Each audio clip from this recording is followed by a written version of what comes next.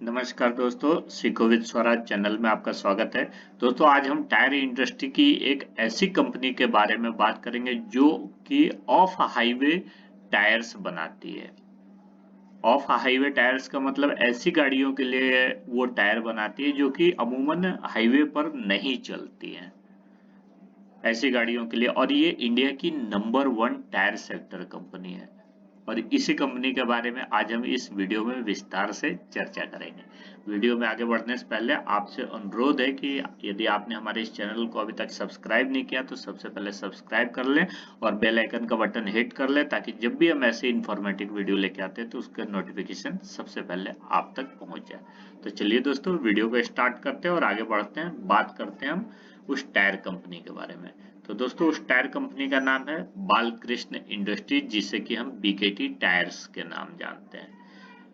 Balkrishna industry 1987 में establish हुई थी और 35 वर्षों से भी ज्यादा समय से ये एग्रीकल्चर से related vehicles, construction related vehicles, industrial vehicles, earth moving vehicles, port, mining, all terrain vehicles, gardening से रिलेटेड व्हीकल्स के लिए टायर बनाती है।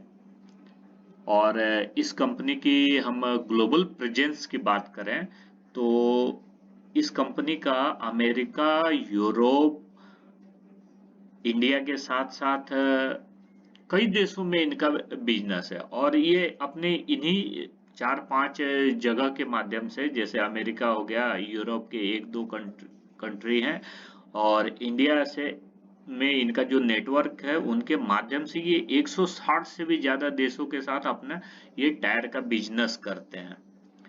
रेवेन्यू की बात करें तो इस कंपनी का जो सबसे ज्यादा रेवेन्यू यूरोपियन कंट्रीज से आता है, जहां से 49% है, अमेरिका से 15% है और इंडिया से 23% है, और रेस्ट ऑफ द वर्ल्ड से 13% इनको रेवेन्यू आता है। कंपनी के हम क्लाइंट्स की बात करें तो देखिए, बीकेटी के जो क्लाइंट्स हैं वो सारे विदेशी क्लाइंट्स हैं, जिनके बारे में आपने मोस्टली नाम नहीं सुना होगा जनरली।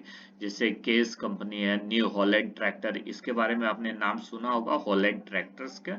जॉन डियर ट्रैक्टर्स के बारे में आपने नाम सुना होगा। उसके बाद एको कंपनी है, सेम है, उसके बाद क्लास है, ट्रक है, जेसीबी है, जेसीबी का भी आपने नाम सुना होगा, कैट है, टैफेट ट्रैक्टर का नाम सुना होगा आपने, फरारी है, गोल्ड मनी है।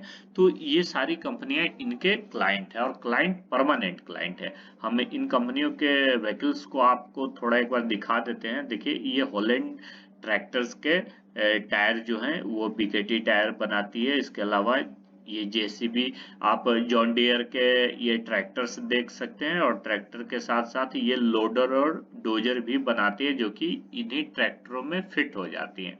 तो इस कंपनी के लिए भी बीकेटी टायर टायर का प्रोडक्शन करती है। इसके अलावा एग्को कंपनी है, इनके देख सकते हैं कितने हैवी ड्यूटी ट्रैक्टर्स हैं, उनके लिए भी ये टायर बनाने का काम करती है। इसके अलावा आपको जेसीबी देखने को मिल जाएगा, जो कि एक ब्रांड है, सिर्फ एक कंपनी है और इसका ट्रैक्टर जो कि लोडर डोजर ये बनाते हैं। और इसी से संबंधित एक और कंपनी है, कैट कंपनी, जो कि लोडर डोजर बनाती है। तो जेसीबी के ज्यादा इंडिया में फेमस है, लेकिन जेसीबी सिर्फ एक कंपनी है और इसकी इसी के कॉम्पिटिटर में एक कैट कंपनी है। इन दोनों कंपनियों के लिए जो टायर मैन्युफैक्चरिंग का काम है वो बीकेटी टायर्स करती है। इसके अलावा एक गोल्ड मनी कंपनी है, उसके लिए भी ये इंडस्ट्रियल यूज में होने वाली जो गाड़ियां हैं उनके लिए ये टायर्स बनाती हैं। इसके अलावा अभी टेरेक्स कंपनी है, जो कि पोर्ट और माइनिंग से रिलेटेड जो स्थान है जहां पर क्रेन्स वगैरह यूज होते हैं, उनके लिए भी ये व्हीकल्स का प्रोडक्शन, व्हीकल के टायर का प्रोडक्शन करती हैं। आप देख सकते हैं कि ये कैसी व्हीकल्स हैं और इनके लिए भी टायर का निर्माण बीकेटी टायर्स करती हैं। इसके अलावा ये एक ट्रैक्टर ब्रांड है और ट्रैक्टर ब्रांड के तहत जो इनके गाड़ियां हैं उनके लिए भी ये टायर बनाती है। तो ये एक ओवरव्यू हो गया बीकेटी टायर्स का कि ये किस प्रकार की गाड़ियों के लिए अपना टायर्स बनाती हैं। कंपनी के हम प्रोडक्शन की बात करें तो देखिए इनके इंडिया में वालूज महाराष्ट्र में एक जगह है, एक भिवाड़ी राजस्थान में और चौपांकी राजस्थान में है, भुज गुजरात में है। तो यहाँ पर इनके मैन्युफैक्चरिंग प्लांट है और यहीं से अपने ये सारे प्रोडक्ट का उत्पादन करते हैं। इनके अलावा इनका डोंबिवली महाराष्ट्र में एक मोल्डिंग प्लांट है और जहां से ये बैकवर्ड इंटीग्रेशन के लिए कार्बन ब्लैक का निर्माण करते हैं और इसकी प्रोडक्शन कैपेसिटी की बात करें तो 1,44,000 टन पर एनम है। और इन सारे प्लांट से जो हमारा प्रोडक्ट तैयार होता है, इनके हम प्रोडक्शन कैपेसिटी की बात करें तो 2,85,000 मैट्रिक टन पर एनम है। तो आप अंदाजा लगा सकते हैं कि कितना ह्यूज इनका प्रोडक्शन इन फैक्ट्रियों से होता है। इसके अलावा कंपनी अपने ब्रांड को स्ट्रेंथन करने के ऊपर भी काफी ध्यान देती है। देखिए यूएस में एक गेम होता है मॉन्स्टर जैम करके। मॉन्स्टर जैम में आप देख सकते हैं कि ऐसे एक इवेंट होता है और इस इवेंट में जो यूज होती है ये गाड़ियां, इन गाड़ियों के जो टायर्स है, ये टायर बनाने के लिए ऑफिशियली कॉन्ट्रैक्ट जो बीकेटी टायर के साथ है और परमानेंट कस्टमर हैं ये बीकेटी टायर्स के। और बीकेटी टायर्स ही इनके सारे इवेंट्स में यूज होने वाली गाड़ियों के लिए ये टायर बनाते हैं। तो ये भी आप देख सकते हैं कि काफी अच्छा, काफी फेमस स्पोर्ट्स है, ये अमेरिका में होता है। और इसके अलावा भी हम कंपनी के हम बात करें ब्रांड एम्बेसडर की तो इंडिया में भी रणवीर सिंह हैं जो कंपनी के ब्रांड एम्बेसडर हैं। और इसके अलावा जो आईपीएल की टीम्स हैं, सनराइजर्स हैदराबाद है, मुंबई इंडियंस है, किंग्स 11 पंजाब है, कोलकाता नाइट राइडर्स हैं, राजस्थान रॉयल्स हैं, दिल्ली कैपिटल्स हैं, गुजरात टाइटंस हैं और रॉयल चैलेंजर्स बेंगलुरु हैं। तो इन सभी के साथ इनका बीकेटी टायर्स का एक टाई अप है और अपने ब्रांड को स्ट्रेंथन करने के लिए ये सभी के साथ काम कर रहे हैं। तो ये एक कंपनी का छोटा सा ओवरव्यू था और इसके साथ ही हम कंपनी के कुछ फाइनेंशियल पैरामीटर्स को भी देख लेते हैं। तो देखिए कंपनी का जो मार्केट कैपिटलाइजेशन है 36,906 करोड़ का है और ये देखिए ये टायर सेगमेंट की नंबर 1 कंपनी है इंडिया में। इसके बाद नंबर 2 पर एमआरएफ कंपनी का नाम आता है और उसका मार्केट कैपिटलाइजेशन भी लगभग 36,511 करोड़ रुपए का है। अभी ये कंपनी बालकृष्ण इंडस्ट्रीज का ग्रोथ अभी पिछले एक साल से इसलिए नहीं हो रहा है कि यूरोपियन मेन इनका जो बिजनेस है वो यूरोपियन और अमेरिका जैसे देशों में होता है। यूरोपियन कंट्री के साथ साथ सबसे ज्यादा बिजनेस 50% बिजनेस यूरोपियन कंट्री के साथ है और वहां जो अभी मंदी का असर देखने को हमें मिल रहा है तो इस वजह से इनके सेल्स थोड़े हमें गिरते हुए देखने को मिल रहे हैं, जिस वजह से। और अभी जो एमआरएफ के टायर है वो सबसे ज्यादा इंडिया में बेचे जाते हैं और इंडिया में कहीं भी हमें रिसेशन देखने को नहीं मिल रहा है। इस वजह से एमआरएफ का जो मार्केट कैपिटलाइजेशन है लगभग बालकृष्ण इंडस्ट्री के बराबर हो गया। लेकिन ये रिसेशन का दौर हमेशा से एक जैसा नहीं रहेगा। जैसे ही ये यूरोपियन कंट्री रिवाइव करती है रिसेशन से तो बालकृष्ण इंडस्ट्रीज के बिजनेस में एकदम से पंख लग जाएंगे और ये बहुत तेजी से ग्रो करेगा।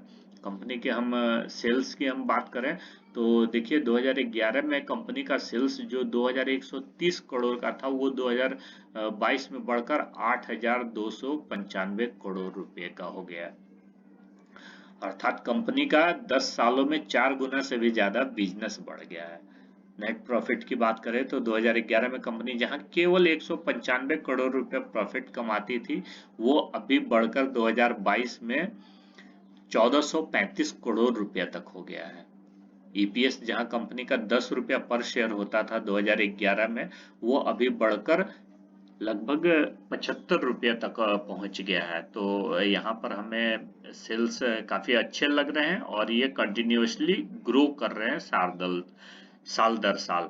कंपनी के हम इन्वेस्टर्स की बात करें तो देखिए प्रमोटर्स के पास लगभग 58.29% शेयर हैं और एफआईआईज के पास 14.5% के 14.25% के लगभग शेयर हैं। डीआईएस के पास 11.25% और पब्लिक के पास 16.25% के लगभग शेयर्स हैं। प्रमोटर्स ने अपने शेयर्स को काफी समय से एक कांस्टेंट रेंज में रखा है, वो सेल नहीं कर रहे हैं अपने शेयर्स को। तो इसका मतलब है कि कंपनी के प्रमोटर्स का अपने कंपनी के बिजनेस पे काफी भरोसा है, और उन्हें इस बात का भी भरोसा है कि ये जो यूरोपियन कंट्री में जो रिसेशन का दौर चल रहा है वो बहुत ही जल्दी खत्म होगा। और एफआईआईज का भी इस कंपनी के ऊपर भरोसा है। देख सकते हैं कि एफआईआईज इस कंपनी में अपनी हिस्सेदारी को थोड़ा सा भी कुछ उन्होंने घटाया है अभी पिछले एक आध साल के दौरान की देखें, लेकिन 2019 से हम तुलना करें तो कंपनी ने अभी भी अपने शेयर जो है 11 की तुलना में काफी बढ़ा के रखे हुए हैं। डीआईज ने अपनी होल्डिंग थोड़ी सी कम की है, और लेकिन पब्लिक ने अपनी होल्डिंग इस कंपनी में बढ़ाई है। तो एक मिक्स हमें एक सेंटिमेंट देखने को मिल रहा है शेयर होल्डिंग पैटर्न में, लेकिन प्रमोटर्स ने अपने जो शेयर्स हैं वो कांस्टेंट रखे हुए हैं, और उसमें कोई भी हमें उतार चढ़ाव देखने को नहीं मिल रहा है। कंपनी के हम फाइनेंशियल पैरामीटर्स में हम बैलेंस शीट एक बार चेक कर लेते हैं, तो देखिए कंपनी का जो रिजर्व 2018 में 4056 करोड़ का था, वो 2019 में बढ़कर 4640 करोड़ हो गया। 20 में ये और बढ़कर 4984 करोड़ का हो गया। 21 में 5968 करोड़ का हो गया, और 2022 में भी 6885 करोड़ का कंपनी का रिजर्व है। तो ये रिजर्व और सरप्लस जो कंपनी का है वो साल दर साल हमें बढ़ता हुआ ही देखने को मिल रहा है। लॉन्ग टर्म बोरिंग्स की बात करें तो कंपनी के ऊपर नहीं के बराबर डेट था, लेकिन अभी कंपनी के ऊपर 500 करोड़ रुपए का हमें कर्ज देखने को मिल रहा है। तो कंपनी अभी बता दे कि भुज के पास गुजरात में भुज के पास अपनी एक ये एडिशनल फैक्ट्री लगा रहे हैं, और उसके लिए कंपनी ने ये लॉन्ग टर्म बोरिंग्स लिया हुआ है। शॉर्ट टर्म बोरिंग्स की बात करें तो वो भी कंपनी के पास अभी 1941 करोड़ रुपए का देखने को मिल रहा है। कैश एंड कैश इक्विवेलेंट की हम बात करें तो देखिए 35 करोड़ का कैश अभी भी कंपनी के पास पड़ा हुआ है। तो और हमें कंपनी के बोनस हिस्ट्री की बात करें तो देखिए कंपनी ने अभी तक 5 बार बोनस अपने शेयर होल्डर्स को दिया है। पहला बोनस इन्होंने 1991 में दिया था 1:1 के रेशियो में। उसके बाद 94 में 1:1 के रेशियो में फिर से दिया। 2003 में 1:1 के रेशियो में दिया। फिर 2005 में 1:2 के रेशियो में, और लास्ट 2017 में कंपनी ने 1:1 के रेशियो में बोनस शेयर अपने शेयर होल्डर्स को दिए हैं। इसके बाद हम स्प्लिट की बात करें, स्प्लिट की हम बात कर लेते हैं, तो देखिए कंपनी ने एक बार 2010 में अपने स्टॉक को स्प्लिट किया था। जो फेस वैल्यू 10 रुपया था उसको तोड़कर ये 2 रुपया पर लाया, अर्थात एक के बदले 5 शेयर कंपनी ने अपने शेयर होल्डर्स को दिया था। इसके बाद हम डिविडेंड हिस्ट्री की बात करें तो बहुत ही लाजवाब डिविडेंड हिस्ट्री हमें कंपनी का देखने को मिल रहा है। इस साल अभी सितंबर महीने तक कंपनी ने 4 बार डिविडेंड अपने शेयर होल्डर्स को दे दिया है। देख सकते हैं 4 रुपया, 4 रुपया, 4 रुपया और 12 रुपया। तो ये 4 बार 12, 4, 16, 4, 20 और 4, 24 रुपये का डिविडेंड कंपनी ने अभी तक इस साल में अपने शेयर होल्डर्स को दे दिया है। 2021 की हम बात करें तो 21 में भी कंपनी ने 4 बार अपने शेयर होल्डर्स को डिविडेंड दिया था। 4 रुपया, 4 रुपया, 5 रुपया, 5 रुपया। 2020 में भी कंपनी ने 3 बार अपने शेयर होल्डर्स को 4 रुपया, 3 रुपया और 16 रुपये का डिविडेंड दिया था। इसी प्रकार 2019 में भी 4 बार दिया था, 2018 में भी 4 बार दिया था। तो कहने का मतलब है कि ये कंपनी हर साल 3 से 4 बार अपने शेयर होल्डर्स को डिविडेंड देते जा रही है। तो आप इसके बिजनेस का अंदाजा लगा सकते हैं कि ये कंपनी कितनी अच्छी कंपनी है। टेक्निकल चार्ट पे कंपनी के शेयर प्राइस की हम बात कर लेते हैं, तो देखिए ये कंपनी ने अपना जो 52वीं का हाई था ये 2021 में इसी महीने में लगाया था। सितंबर 2021 में कंपनी ने जो अपना हाई था वो लगभग 2750 रुपये का लगाया था, और वहां से कंपनी अभी गिरकर लगभग 1920 रुपये के रेंज में आ गई है। 1920 रुपये के रेंज में अभी पिछले फ्राइडे को ये जबरदस्त इसमें गिरावट हमें देखने को मिली थी। 6 से 6.5% के लगभग गिरा था, और ये कंपनी 5-6 रुपए के रेट पर अभी हमें देखने को मिल रहा है। तो यहाँ से एक बाइंग अपॉर्चुनिटी बहुत अच्छी बनती है। इस कंपनी के को आप ग्रैब कर सकते हैं यहाँ, और ये अपने हाई से लगभग 30% डाउन हो चुकी है। बहुत अच्छी कंपनी है, टायर सेक्टर की नंबर 1 कंपनी है। और किस प्रकार की ये हैवी ड्यूटी टायर्स बनाते हैं आपने देख लिया, तो इस कंपनी में इन्वेस्टमेंट करने का ये एक बहुत ही अच्छा मौका है। और ये कंपनी का जो शेयर जिस दिन आपको यूरोपियन कंट्री से ये जो महंगाई है थोड़ी कम होते हुए जैसे देखने को मिलेगी, इस कंपनी के शेयर प्राइस में पंख लग जाएंगे, और ये आपको देखते ही देखते कब 4,000 रुपये के आंकड़े को पार कर जाएगा, आप सोच भी नहीं सकते हैं। आपको पता भी नहीं लगेगा कि ये कितनी जल्दी 2,000 से 4,000 रुपए के रेट पर पहुंच गई। तो आप इस कंपनी में इन्वेस्टमेंट के बारे में इस प्राइस पर बिल्कुल विचार कर सकते हैं। इस वीडियो में इतना ही। ये वीडियो आपको कैसा लगा? अच्छा लगा तो वीडियो को लाइक करें, अपने दोस्तों के साथ शेयर करें, और ऐसे इन्फॉर्मेटिव वीडियो देखने के लिए हमारे इस चैनल को सब्सक्राइब करना बिल्कुल ना भूलें। मिलते हैं अगले वीडियो में। जय हिंद।